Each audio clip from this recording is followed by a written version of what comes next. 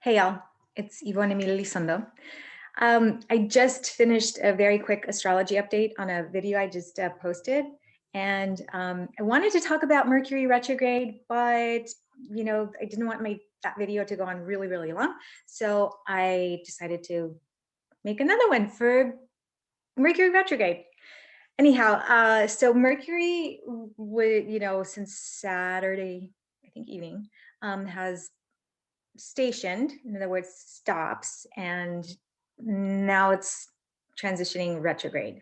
Okay, again, a retrograde planet doesn't actually move backwards in the sky. That would be like so amazingly cool and completely against all the laws of physics. So it doesn't really work that way.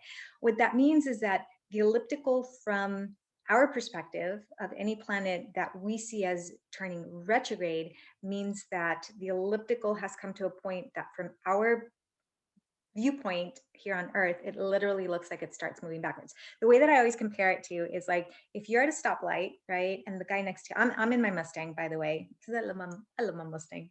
Okay, and let's say there's, I don't know, let's say there's a truck, Camaro, VW, something, right next to us, and we're both taking off. Of course, I take off a lot quicker. Just saying. But anyways, we know we both take off, and as we're both taking off, let's say that I'm going faster because I got a fast car. I'm going a little bit faster, and this guy's, looks from my vantage point like he's going backwards, but we're both actually moving forward. It just feels like he's going backwards. That's really what Mercury retrograde or any retrograde planet really looks like. Okay, so that's the movement forward. It just looks like they're moving backwards. But anyhow, I wanted to just take some time to chit chat about Mercury retrograde in Aquarius. So this entire year, the Mercury retrogrades are going to occur in the air signs, and that's quite significant because Mercury is about the mind. It's about thinking. It's about communication. It's about thought process, right? It's about documentation. It's about anything that has to do with here, the mind, the messages, and how we communicate that out. And in Aquarius is a communicative type of energy, right? Aquarius is not a water sign. The glyph looks like it's a water sign, but Aquarius is an air sign, and it's ruled by Saturn, the Lord or the lady. I happen to feel she's a lady, but Saturn is the energy that's like, I always describe Aquarius and Saturn as like stainless steel. You look at it and it's so pretty and it's amazing. And then you go up and you touch it and it's like, oh my God, it's cold. Okay, stainless steel. It's kind of cold. So Aquarius in Mercury in Aquarius is about how the mind thinks and how we communicate in an air sign, in a very network-oriented, group-oriented, collective-oriented way, because Aquarius is about the collective, okay?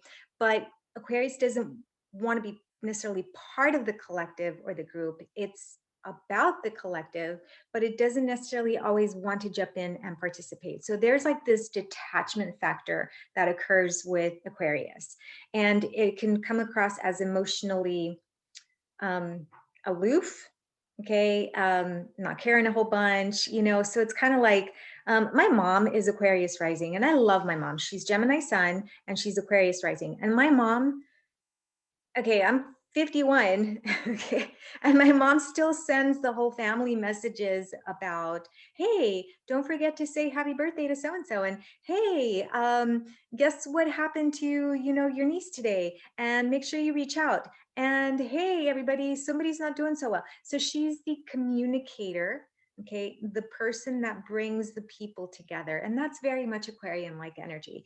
They are the networking people, the logistics, the really high level technology. They're looking at the progressive from the boundary of Capricorn in. So Capricorn's in here, and Saturn creates a boundary, and the boundary everything outside of that boundary is Aquarius. So they're the future oriented people. Modern astrology equates Uranus, the planet of electricity, sudden change, revolution, and uniqueness, to Aquarius. I don't so much.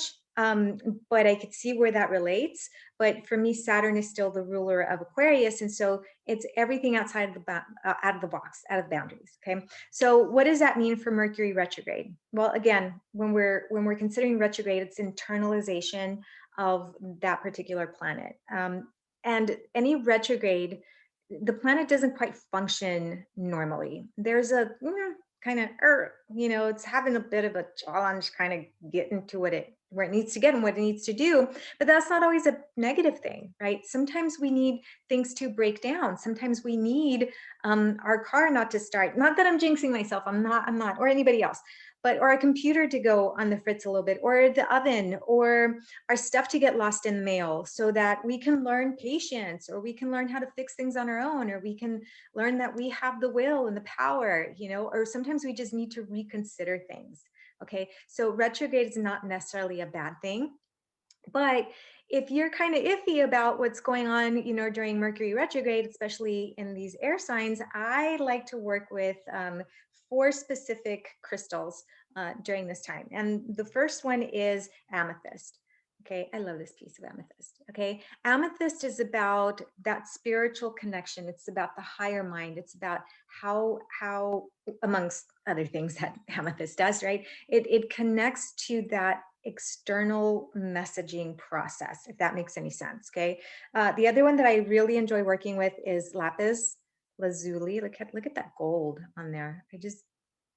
I love the stone. Okay, lapis again is considered the third eye stone, right? So just put it right here and poof. Okay, I wish it was that easy, but it's about, again, the higher mind. Okay, it's about exploring not just how you're communicating out, but what you're communicating to yourself is just as important, right? I mean, if you're communicating to yourself, I can't, this is hard, I won't be able to, what do you think you're going to accomplish? Like, not a whole bunch. But if you can tap in and say, I am this, I can this, I am doing this, whatever it may be, then, except math. Like, I'm going to give math a pass because I don't care how much of this I do. Okay. Or like, like, it's not going to happen for me. Okay. So there are some things that, you're just not going to be able to tap into. But for the most part, it really is about the mind. The other crystal that I like to work with is opalite. Okay. So opalite is not as naturally made, but it's still, I love this because for me, it represents, again, that high vibration. The see-through quality is like being able to see through the mind, being able to use the mind to see through whatever it needs to see through. And celestite, okay, not selenite, celestite. Celestite's, again, for me, it's like a very angelic type of energy. And that's really what the angelic energy means to me. Okay, it's not necessarily angels with wings, although that's a pretty representation. The angelic energy is of higher vibration, and that to me represents communication, mental communication, right? So anyhow, so during this Mercury retrograde, don't fret. Okay, we're not supposed to sign contracts, and we're not supposed to, travel, and we're not supposed to, like, buy stuff. And yeah, it would be great if we could just live in a cave, but we don't. So the way that I mitigate some of those concerns is by actually working with these crystals. I just set my mind and I say, okay, let's say, for example, I'm going to sign a contract, right? And I just literally sit with my crystal, and I literally take in my left hand, my receptive hand, the crystal's qualities, and I feel that energy of amethyst. It's spirituality, it's pureness, it's higher vibration, it's connecting with the divine. I literally feel it like incorporating into my entire essence. And once I feel that, then I go ahead and sign my contract.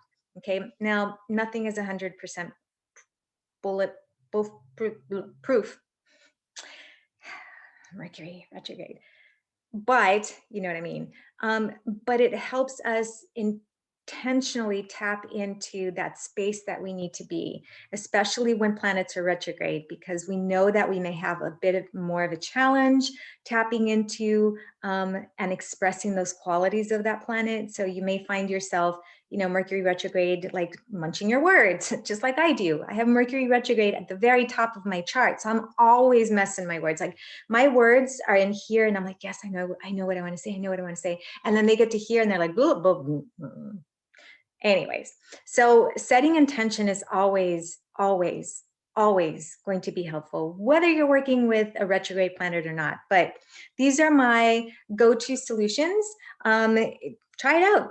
Pick out any crystal that works for you if that's what's, makes you feel better. Anyhow, I hope this has been somewhat helpful. Mercury is in retrograde, I think, until, I want to say, let me just double check because I just had it on here. It is in retrograde until the 21st. Okay, so it starts stationing, means that it starts like slowing down again from our perception. So we are going to have this Mercury retrograde for about 3 weeks, and that's typically how long they run every single time. So hold on for the next 3 weeks. Share your experiences in Mercury retrograde with me in comments below, or message me. And if you want to learn more about astrology or anything of that nature, you can find me on spiritualessence.com. That's spiritual-essence.com. And now I am going to go meditate. Yes. See how fast it works? All right, all. Blessed be.